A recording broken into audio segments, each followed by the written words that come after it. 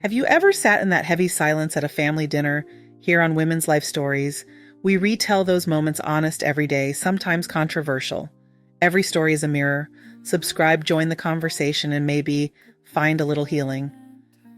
The hummingbird hovered like a small engine, a green shard quivering over the feeder. I could feel its breath of air on my cheek as I pinched the hose shut and watched water snake off the tomatoes.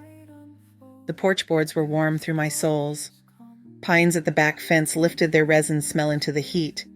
Mom, remind me about the transfers, Tessa said in my ear. Cordless phone, shoulder pinning it while my hands were wet. The last payment hits tonight, I said. $8,000 covers the cabin excursions, the cooking class you wanted. You're a saint. Her laugh was sugar over glass. Barcelona, nice Florence. Mark needed this. We both did. You two go make a memory, I told her. I liked how her voice brightened when I used the word you two. It made me feel less alone when the house creaked at night. We went over travel insurance, the small print about missed ports, the number for the cruise line. I wiped my palm on my jeans and stepped inside, set the handset on the kitchen counter without hitting end. The sink held a single mixing bowl with a ring of flour along its lip. In the window, the feeder swayed, red glass catching light. I was halfway to the porch again when the phone spoke into the empty room. She just handed me $8,000 without blinking, Tessa said. No soft coding now. That private voice she used when she thought I could not hear. After she wires the insurance, I'm calling Cedar Ridge. We are not babysitting her all summer. Another voice younger with a cheerleader snap. Bree, Tessa's sister. What did Mark say? He wants to wait till we get back, tell her face to face, be the good guy. But I'm tired of pretending. She forgets her keys. She tells the same story about the one time she met Dolly Parton every single time we see her. Water had pooled on the kitchen tile. I watched it spread a slow mouth eating its way to the rug. My hand reached for the counter and missed. Cedar Ridge takes Medicaid, Tessa said, if we time this right. You'll need power of attorney, Bree said. The emergency kind. There's a firm in town that does it fast. I have the card. Ethan something, paper rustled. The house is worth what, 3 plus her savings. Mark thinks $500,000 all told. Not bad for a few weeks of hand-holding, Bree said. The feeder ticked against the glass. That tiny sound felt louder than anything I had heard all week. I crossed the room and picked up the handset. I should have ended the call. I should have put the phone down.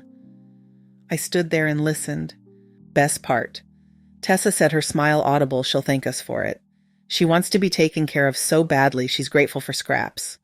Mark said she called him 3 nights in a row because her Netflix app logged out. Frame it as safety, Bree said.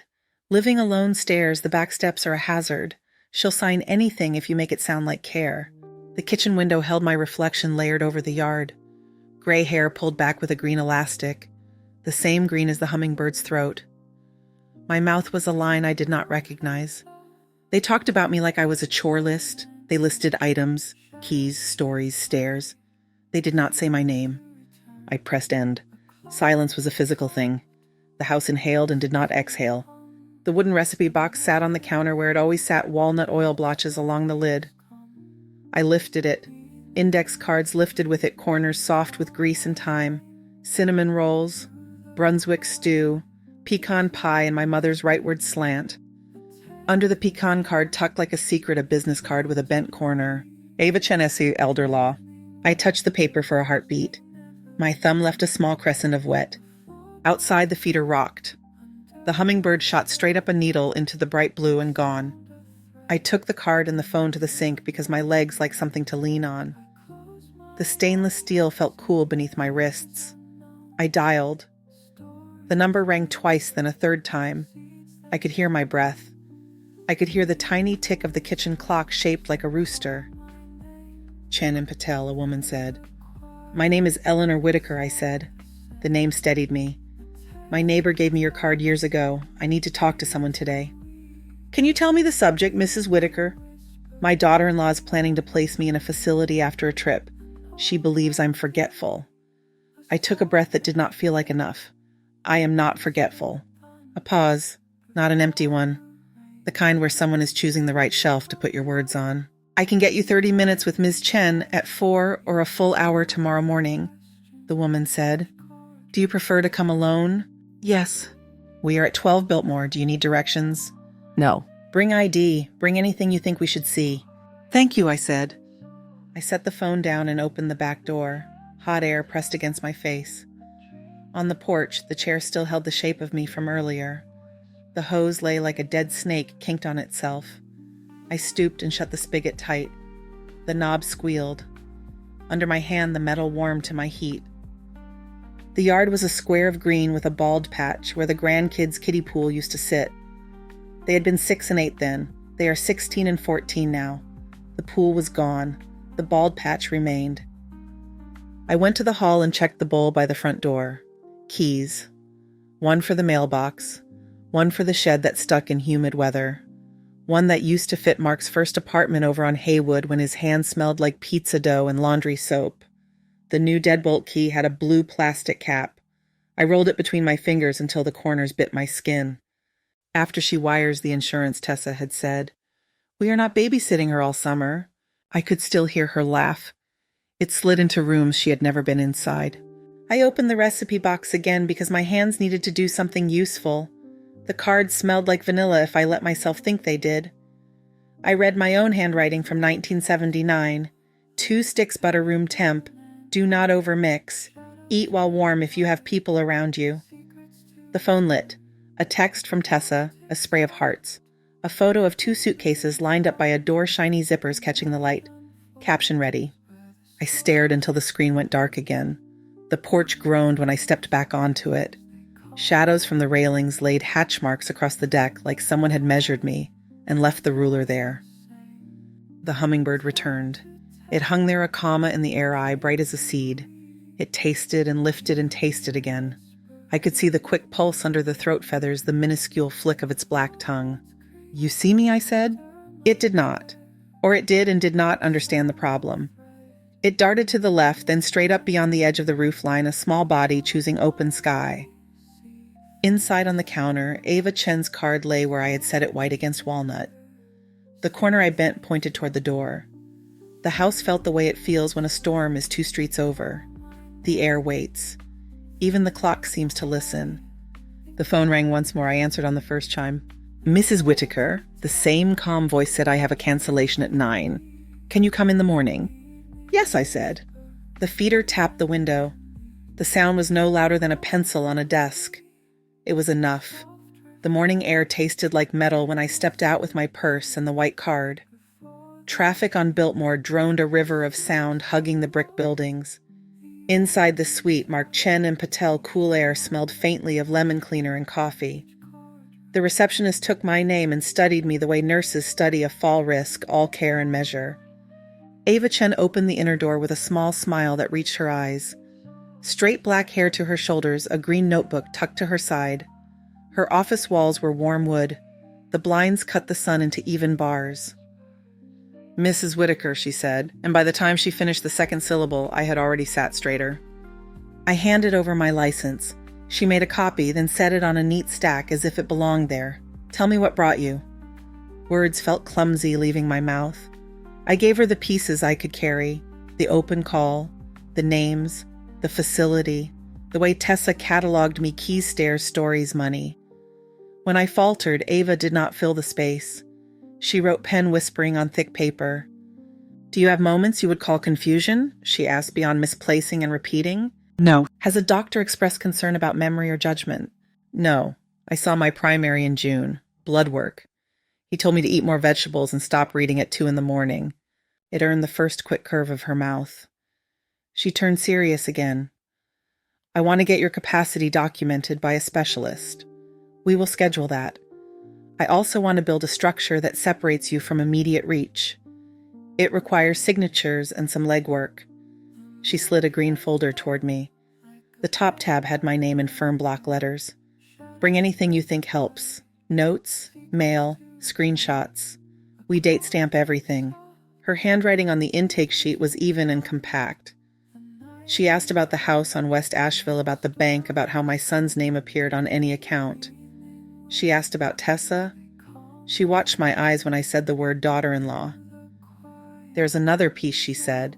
"If anyone attempts emergency guardianship, we answer with records and witnesses. That means you let me know if anyone starts collecting statements about your forgetfulness." It often begins with small visits, a sister, a friend of the family. The hum in my ears, which I had blamed on bad sleep, dipped a fraction. She had described Bree without knowing her name.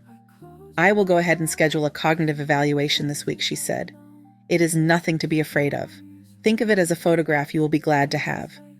Her assistant brought a small calendar, old-fashioned with paper squares and a loop of wire. We picked a slot for the next afternoon. When I stood, Ava stood. She shook my hand and kept her grip steady. "You walked in at the right time," she said. "Bring the recipe cards if you want. I have a soft spot for handwriting." Back on the street, the heat had turned up. I drove to the clinic with the air humming high. In the waiting room, a man my age argued in a whisper about the crossword. A girl with glitter on her cheeks leaned against a woman who could have been her grandmother. When they called my name, I followed a nurse past a scale and a rack of gowns no one wanted. Dr. Lila Moreno looked as if she cut her hair with her own hands neat into a bob sharp part. She wore a watch with a second hand. Her questions were clean, and when she asked them, she looked directly at me. She gave me 5 words and asked me to repeat them. Apple, river, candle, chair, blue. She asked me to draw a clock, hands at 11:10. I counted backward in 7s. I described what a proverb meant without telling her a story about my father, even though my mouth tried. She smiled when she saw my restraint and wrote something on her pad. She asked about my days where I put my keys, whether I had left a burner, on whether I had wandered. It would have been easy to lie. It was easier to tell the truth. I told her about the time the Netflix app refused to let me in and the way I wanted to throw the remote through the screen. She nodded and said, "That is not memory. That is technology being itself." When she finished, she set down her pen as one sets down a scalpel.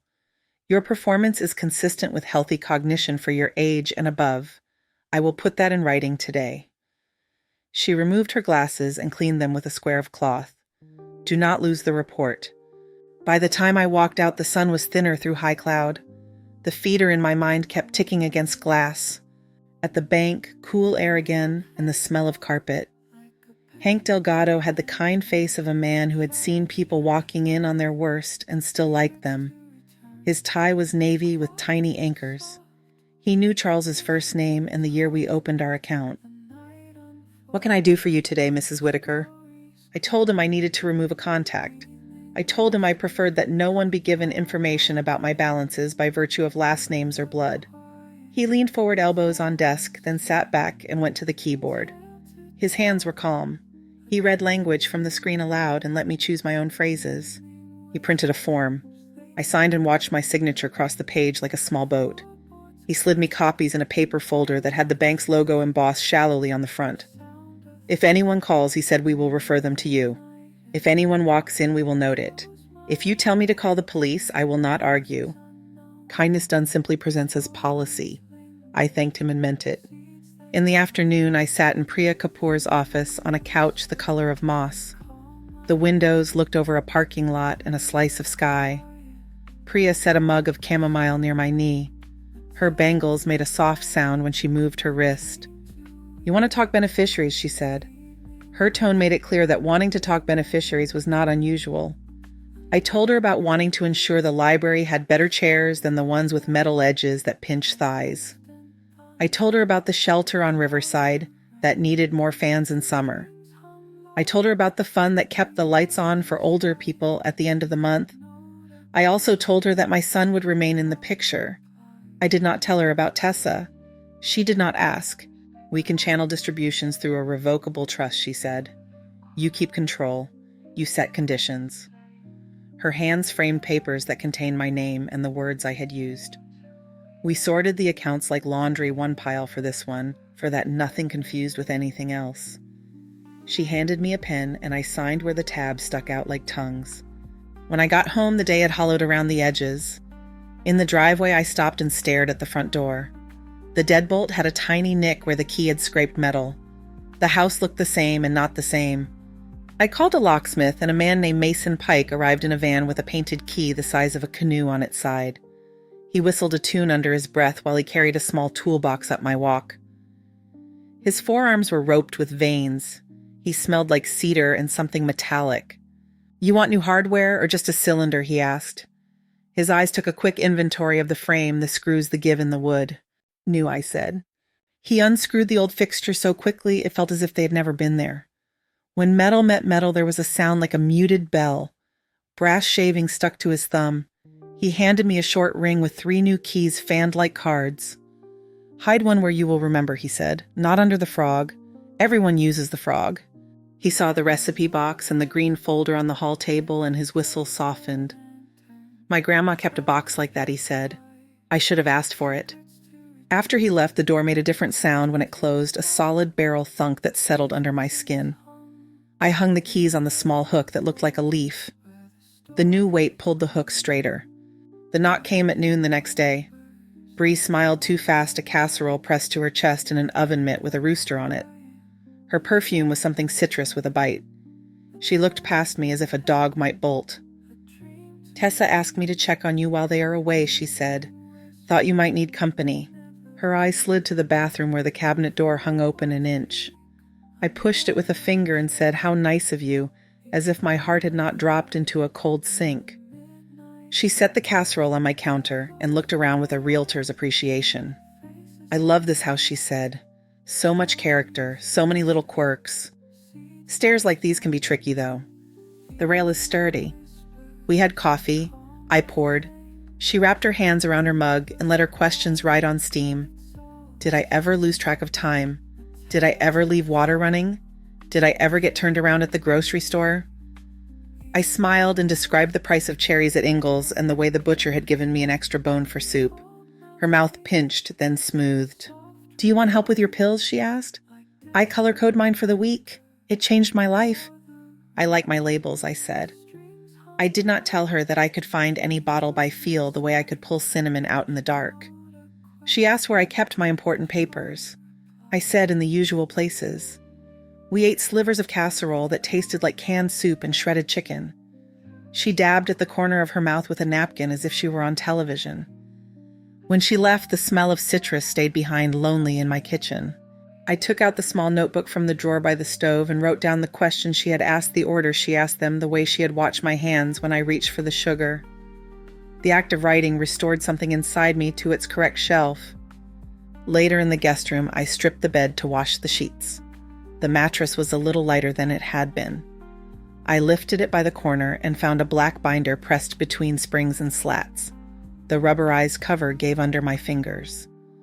Inside printouts of a place called Cedar Ridge, photos of silver-haired people holding yoga poses in a room with wall mirrors. There were notes in Tessa's handwriting, neat and angular, lines itemizing my savings, my investments, a short list titled House Sale that made my tongue go dry. A business card slid out and landed face down on the carpet. I flipped it. Ethan Marlowe, attorney, emergency guardianships.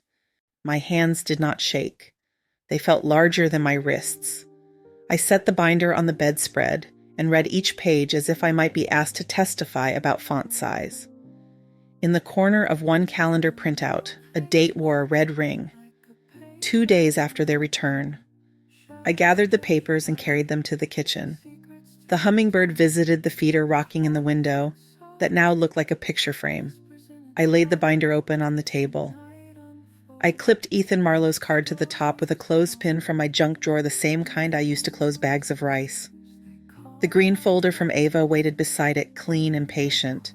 In the quiet, a clock somewhere tapped its soft syllable one and then another. The house held the sound, each beat making a circle around the red one on the page. They came back on a Monday with sun still on their skin. I heard them before I saw them, the light scrape of luggage wheels on the porch boards, the hush of voices tuned to charm. When I opened the door, Tessa stepped in on a breeze of jasmine and hotel laundry. Mark carried a paper bag with tissue peeking out like white tongues. "Mom?" he said, hugging me with both arms. His sweat smelled like airport air. "You look great." "You too," I said. His cheek had a pale line where sunglasses had been. For a moment, my hand wanted to find the little boy who hid in that face. Then it did not. Tessa held out a box wrapped in glossy blue. "We thought of you," she sang. Inside lay a scarf the color of seawater and a small bottle of olive oil painted with vines. At the bottom of the bag, something hard knocked against cardboard. a keychain with a silver tower and a crooked tilt. The split ring caught my finger. Beautiful, I said. I laid the scarf over the back of a chair. The chair looked like it could use a vacation. They talked in bursts, voices lifting and dropping like birds. The wine in the hills, the pastry that shattered under a spoon. Mark mimed how a tour guide waved a flag and lost half the group anyway. I poured iced tea and set lemon on a saucer. I watched how Tessa's eyes never stayed in one place long. She waited for her opening. She took it with the grace of someone who had practiced in a mirror. We did a lot of thinking, she said, palms open on her knees. About you. About what is best. We worry that this house is too much. You should not be alone so much. It is time to make things easier. Mark nodded. He sat closer than usual, his knee almost touching mine. There is a place called Cedar Ridge. It looks like a resort. Activities, friends, medical staff. We could visit all the time. You would have your own space with support. It would be a good change. Tessa slid her phone across the table with photos already up. Silver hair in a sunlit room. A lounge with a chessboard. An herb garden and neat raised beds. The camera flattered everything. It looks nice, I said. What does it cost? Mark glanced at Tessa without meaning to. Tessa smoothed her hair. Not as much as you would think. About $4,000 a month for a one-bedroom. More if you wanted extra services. But selling this old place would cover years of comfort. It is a smart way to use what you have. The scarf lay across the chair like seafoam left by a tide that never came back. In the window, the feeder rocked a notch as if something had tapped it with a finger. We love you, Mark said, and the words seemed to surprise him with their weight. We want you safe. Safe, I said. I reached for the teapot and refilled their glasses. The clink of ice felt like honest sound. I set the pot down and opened the drawer by my knee. The wood made a small sigh. When I laid the green folder on the table, Tessa blinked. When I set the black binder beside it, Mark moved his hand without thinking as if to keep things from sliding, then thought better and folded his fingers in his lap. I did not speak right away. I let them look at the tabs with my name. I let them see Dr. Moreno's report with its gold notary stamp. I let the business card from Ethan Marlowe glint in the overhead light. After she wires the insurance, I'm calling Cedar Ridge, I said, and let Tessa hear her own words fit the room. Color rose under her makeup and then dropped out. You do not have any context for that, she said. Her smile fought to stay on her face. We were gathering options, planning responsibly. You forget things. It scared us. I remember the words you used, I said.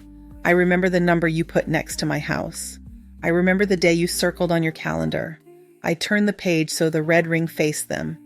2 days from now. Mark reached for the binder and stopped with his fingers on the edge. Where did you get this? Under the guest bed, I said. You might want to check your mattress when you get home. People hide things there. He glanced at Tessa. Her lips went thin. I was trying to help you, she said. It is what family does. Family calls me by my name, I said. Family does not talk about me like a list of chores. She found anger and held it like a glass, careful not to spill. You are alone in a big house. You do repeat yourself. You do misplace things. I have taken care of you and your son for years. There is a limit to what people can be expected to give. $4,000 a month in a deed, I said. Mark rubbed his forehead as if he could erase something there. Mom, I did not know about the card. I did not know about the date. You knew about the place, I said. You knew about not telling me until after the trip. You knew about talking to me like I was a problem you had to solve. He closed his eyes. His mouth opened and shut. He had nothing that fit. I took Dr. Moreno's report in both hands so they could not miss the print. A physician examined me. She wrote that my cognition is healthy and sound. If anyone tells you different, they are lying. If anyone suggests emergency control of my life, this paper is the answer they get. Tessa gave a small laugh. It had no sugar. Paper can be argued. So can intent, I said.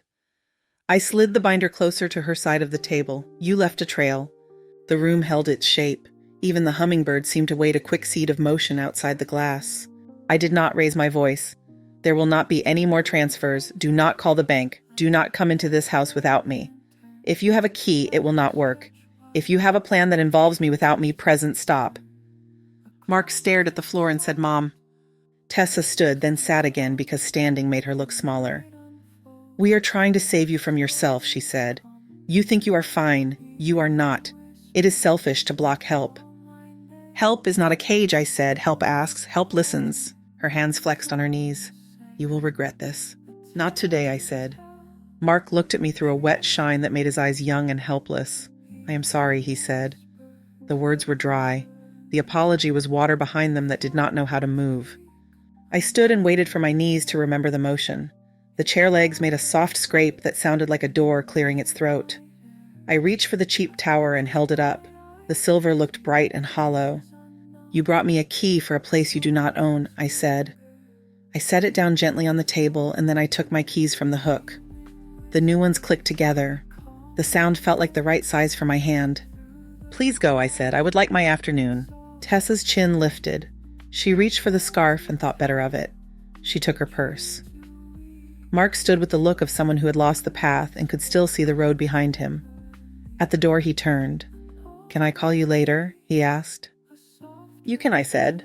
They stepped onto the porch and crossed the boards that still remembered the wheels of their luggage. The door closed with the new sound I had come to like. In the window, the feeder swung, and the hummingbird flashed once a green coin flipped into light. The cheap tower threw a sliver of sun across the table as the keys settled into my palm. The house listened to the quiet until it became a kind of music. The first envelope came 2 days later. Thick paper. Return address in tidy serif Marlowe law. I slid a knife along the seal and pulled out pages that smelled like toner. Petition for temporary guardianship. Phrases in bold that made my mouth dry. Immediate concern. Risk of harm. Impaired judgment. I read my name as if it belonged to someone across the street. The feeder tapped the window with its familiar tick. The sound steadied my fingers enough to stack the pages and place them on the table beside the green folder. I called Ava. The line clicked twice. She picked up on the third. Bring it, she said. The words had the calm of a person who knows what ink can and cannot do. Her office hummed with a copier. The assistant slid my petition face down, and the machine breathed out warm sheets. Ava stood at the corner of her desk sleeves, rolled once pen behind her ear. She took each page and made neat piles. She added Dr. Moreno's report with its embossed seal, my notes about Bree's visit copies of bank notices Hank had signed with a blue pen. She stamped dates in red. The stamps sounded like small hammers. They are asking for an emergency order, she said. They claim confusion and hazard. They will need evidence. We will give the judge better evidence. She picked up the phone and called Dr. Moreno's office for a signed duplicate. She called the bank and confirmed that they would fax over my updated contact restrictions. She placed a sticky note on the binder from the guest room, then peeled it off and threw it away. Better to keep this in our custody, she said, and slid the binder into a file drawer that closed with a low roll. Do I need to be in a courtroom, I asked. Perhaps, she said. I will let you know as soon as I know. If there is a hearing, I will be standing next to you. On the way out, the receptionist handed me water in a paper cup and touched my wrist lightly the way people do when they want to hand you a thread through a crowded place. The lemon in the air smelled brighter for a moment. At home, the house had that extra quiet that appears after the phone stops ringing. I made tea and forgot to drink it. The mug cooled beside the recipe box. My legs took me from room to room without instruction. In the bedroom, I opened the closet and pressed my palm to the shoulder of Charles's old jacket. The fabric had learned the shape of him years ago and still held it. I let my hand rest there until my breath evened. Rain came at dusk. The first drops were slow, then steady. It made a tin drum of the gutter. The phone lit the kitchen in a flat square of blue. Mark's name. I answered on the second chime. For a heartbeat, he said nothing. I could hear the rain where he was a harder rush than mine. Mommy said, his voice scraped, I am sorry. Water pattered down the chimney and into the cleanout like fingers on a table. What are you sorry for? I asked. Not sharp, just true. I let this go too far. He drew breath. I told myself we were making plans. I told myself it was care. I did not stop her when I should have. I'm not proud of that.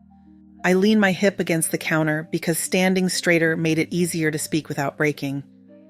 The new deadbolt clicked once in a small settling sound as the door cooled with the air. I hear you, I said. I'm keeping my boundaries. I know.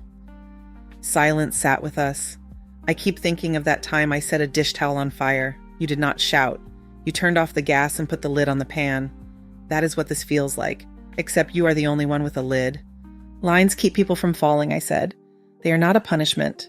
He swore softly at someone honking. There is a court paper, he said. Tessa did not show me the draft. I saw it after it was filed. I tried to talk to her. She thinks I betrayed her by hesitating. You married a person who likes to move quickly, I said. That is not news. My voice was even. I have counsel. I know. He was quiet again. Can I call you after you hear from Ava? Yes, I said. I set the phone down and turned on the lamp by the couch. The shade cast a gold pool on the carpet. On the end table, the cheap tower from their gift lay where I had left it. It looked shiny and tired. Morning brought a message from Ava at 8. Her voice was low and brisk.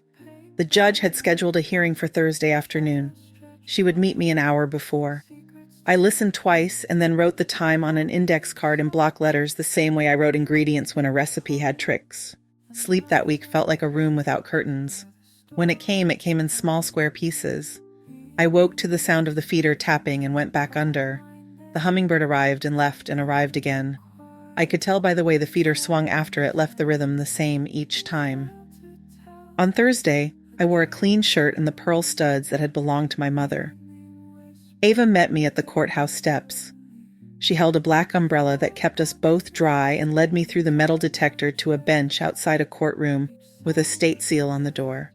The marble floor gave back the footsteps of officers and clerks. She handed me a copy of our packet. It had a blue cover with my name typed in the corner. I read the table of contents and did not go further. Paper has a smell when there is a lot of it together, warm and faintly sweet. Ethan Marlowe approached with a leather briefcase. His suit was the color of wet stones. He greeted Ava without looking at me. Tessa stood behind him. Her mouth was set. She wore a white blouse that tried to look soft and did not. Mark was not with her. A woman with a clipboard called last names. Ava leaned to my ear. If they ask for a continuance, we agree. If they insist on speaking, we listen and then speak better. 10 minutes later, the woman with the clipboard returned. She beckoned Ethan with 2 fingers. He followed her down the hall. Tessa turned to the wall and crossed her arms. I watched a bailiff stand still as a newel post and thought about how much time a person spends learning to be quiet in the right rooms. Ethan came back. He did not meet my eyes. He spoke to Ava in a voice that did not carry. I caught only pieces. Withdraw, without prejudice, your response. He handed her a single sheet. She read, then nodded once. He made a careful face as if he was swallowing something too hot and left. Ava turned to me. She held the paper as if it were an ordinary receipt. They have withdrawn the petition, she said. There will be no hearing today. Tessa's head snapped in our direction. She took one step. Ava stepped by me without touching me and faced her. Do not approach my client, she said. The words did not rise. They did not need to. A bailiff was watching. Tessa stopped where she was and looked at the floor. Her jaw worked like a machine that had a gear missing. We walked out the way we had come in. On the steps, the rain had slowed to a mist that felt like breath on skin. Ava lifted her umbrella and then lowered it as if she wanted me to feel the weather. This does not prevent them from trying again, she said, but it makes it harder. There is now a record that they tried to take control without cause. I understand, I said. She squeezed my shoulder nearest to her, a small grip that passed strength the way jumper cables pass charge. Go home, she said. Make something with butter. In my kitchen, I set the packet from the courthouse under the green folder. I took out 2 sticks and left them on the counter while the oven preheated. Flour dusted the air. I read the card in my mother's hand and followed it like a road. The dough came together thick and pale and eager. While the cookies baked, I stood at the sink and wrote a letter in slow loops. Dear Mark, dear Tessa. The pen scratched. The words did not run. I told them there would be no more money from me. I told them not to come into my house without me. I told Mark I would speak with him alone. I told Tessa not to contact me except in writing. I did not call it a boundary. I did not explain.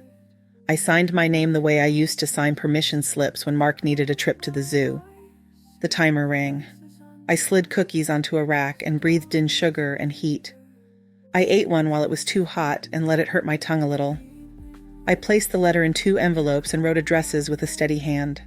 The ink had a shine that dried slowly. Evening fell with its usual shallowing of color. The feeder rocked once and then settled. The lamp by the couch clicked on with my thumb and turned the room honey. The doorbell startled me because it rarely rang. Through the glass, rain had put a fine shine on the porch boards. A girl stood there with a backpack slung over one shoulder.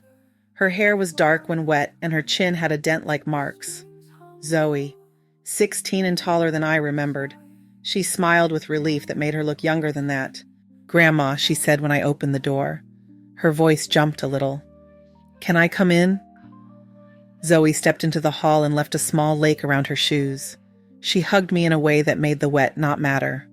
Her cheek was cold and smooth. The backpack thumped the wall and slid to the floor. "I told Dad I was coming," she said. "He said to say hi. Mom said other things." "Your clothes will mildew if we let them," I said. "Towel then cookies." She laughed and followed me to the kitchen, hair dripping onto her shoulders. I handed her a towel that smelled like sun from the line. The rack by the stove held rows of cooling cookies. Steam still lifted from their centers.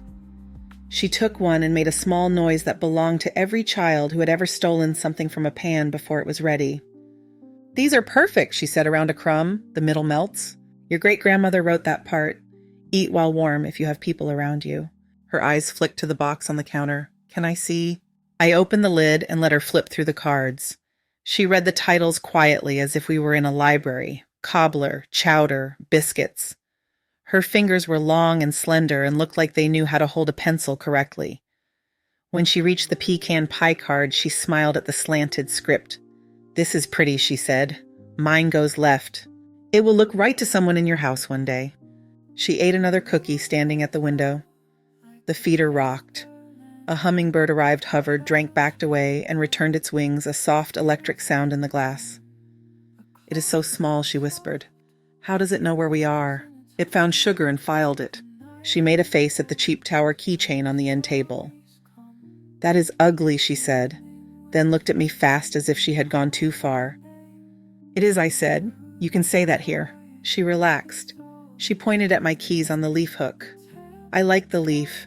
It looks like it will hold." Her gaze moved around the room, the small wooden things that had been here longer than she had been alive. "I like your house," she said, and I heard surprise in the way it came out, as if she was not sure she was allowed to prefer it. "Sit," I said. "Tell me about school." She told me about soccer and a coach who believed in running as a cure for everything. She told me about art history and a teacher who wore scarves and said the word chiaroscuro like a secret. She told me she wanted to learn to make pie crusts that did not fight back. Her voice sharpened when she said her brother's name, then softened again. When she paused, she looked at the hall as if expecting someone else to appear. "Mom and Dad are not good right now," she said. She twisted the towel between her hands, then set it down neatly, because she is the kind of person who fixes what she bends. "They fight when they think we cannot hear. They fight when they know we can." "I'm sorry," I said. "It fit." "I wanted to see you," she said. "I did not want someone else to tell me what you are like." She took a breath. "Can I come on Saturdays sometimes?" "You can," I said. "You do not need anyone's permission to learn pie crust." A horn sounded from the street, and we both flinched without meaning to. The oven ticked as it cooled. The house held us in a way that felt like a hand under a chin. We ate 2 more cookies each and talked about nothing at all until the rain stopped. When she left, she hugged me again at the door. Her hair had started to curl at the ends as it dried. She looked at the hook with my keys. She took something from her pocket, a small packet wrapped in tissue that had been folded and refolded. "I bought you this at the craft fair," she said. "I did not plan to give it today. It felt like a good day." Inside, a tiny silver charm in the shape of a hummingbird lay on my palm. Its wings were cut thin, the metal bright. She watched it with a seriousness that caught me. I threaded it onto the key ring. The keys felt balanced in my hand. "Thank you," I said. It felt like a large word. She stepped back under a sky rinsed clean. "Text me when you make pie crust," she said. "I want to see if it flakes." After she left the house, sighed and settled. The feeder tapped once. The charm made a bright sound when it touched the other keys. I set the letter I had written to Mark and Tessa on the sideboard. I put on shoes and walked it to the mailbox. The flag went up a red slash against green. The phone lit while I was on the porch. A message from Ava. She had filed our response into the record. There was nothing to do today. I put the phone in my pocket and stood for a while looking at the bald patch in the grass where the pool had once left its circle. The sun sat lower on the pine line. Crows called to one another in their dry voices. Later, I took out a clean card and wrote a new title, Zoe Cookies. I added a small note about salt at the end. I tucked it behind pecan pie where it could learn by example. The ink dried in a glossy stripe and then dulled to the paper's tone. The doorbell rang just before dusk. This time there was no rain. I wiped my hands and went to open it. Mark stood on the porch with that lost look he had when he was 9, and the neighbor boy went home without saying goodbye. He had shaved too quickly and a line of red marked his jaw. "I did not want to call," he said. "I wanted to say it to your face." "Say it," I said. "I did not invite him in yet. My body knew where to stop." "I am sorry," he said. He looked past my shoulder and then back to me because he had learned that trick as a boy and it still worked on his mother. I left the apartment this morning. I am staying on a couch at Nate's for a few nights. I did not ask about paperwork or plans. He pushed his hands into his pockets and took them out. "Can we sit on the porch?" he asked. We sat. The boards were dry and warm. The air held the smell of crushed mint from the pot by the steps. A neighbor's wind chimes made a thin chiming that turned now and then into a melody. He told me about a part of himself he did not like, that said yes when he meant no. He told me about a part that liked to solve things fast. He told me he will not be paying anyone for a while, and that the stack of envelopes on his table looks like a polite threat. He did not ask for money. I did not offer it. "I do not know how to fix this," he said. "People learn," I said. I let the words sit between us. The sky pulled color out of the tops of the trees. He looked at the feeder and smiled crookedly. "You still have hummingbirds," he said. "They come when they come." A small one arrived as if called. It hovered and drank and hovered again. We watched in the shared silence people make when they look at water or fire or creatures that do not answer to them. He stood when the porch light clicked on. He did not reach for a hug. He waited. I stood and hugged him first. His chin rested on my hair like it did when he was taller than me for the first time and did not know where to put his hands. "I will call you tomorrow," he said. "You can," I said. After he left, I locked the door and found pleasure in that click. The charm made its bright touch against the ring when I hung the keys on the hook. In the kitchen, the cooling rack held 3 cookies left on their edges. I wrapped 2 in wax paper and wrote Zoe on the bundle and set it aside near the recipe box. The last one I ate in 3 slow bites. I turned off lights. The house held darkness softly, not as a threat, but as a blanket that had been washed enough times to lose its stiffness. I stood at the window and watched the feeder until the last light fell out of the sky. A single star showed over the pines. The night air tasted like tin and grass. Upstairs on the dresser, the small white card with Ava's name lay where I had set it that first day. I touched the bent corner. I slid it under the recipe box under the new card for Zoe Cookies. Paper atop paper, names atop names. I went to bed and let the quiet cover me. The feeder would rock again in the morning. The keys would be where I left them. The house would breathe. Thank you so much for listening to today's story. If this story resonated with you or made you reflect, I'd love to hear your thoughts, so feel free to share them in the comments below. And don't forget to subscribe and hit the notification bell so you won't miss the next story. I'll see you next time as we continue exploring more journeys and lessons together.